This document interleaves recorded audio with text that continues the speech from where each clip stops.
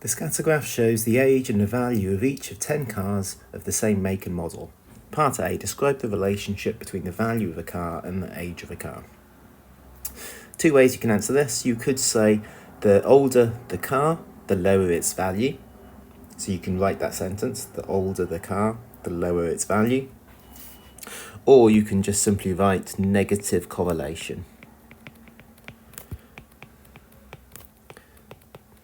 Because negative correlation means as one variable gets bigger, the other variable gets smaller. So as age gets bigger, the value of the car gets smaller. Part B, draw a line of best fit onto the scatter graph. So we're going to use a ruler for our line of best fit. Now, two things that are important about a line of best fit. It should roughly, the steepness of the line should roughly fit the steepness of the data on the graph. And it should have roughly the same number of points above the line as below the line. So for example, if I was to draw a line like that would be a bad line of best fit. It would not work. That is way, way too steep. Similarly, if I were to draw a line like that is a bad line of best fit because it's not steep enough.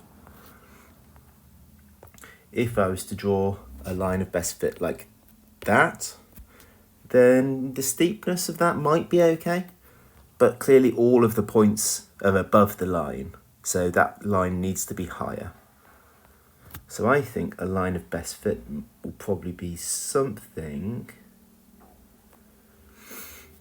like that, maybe. Let's just check that. Let's count the number of points above the line and below the line. So above the line, we've got 1, 2, 3, 4.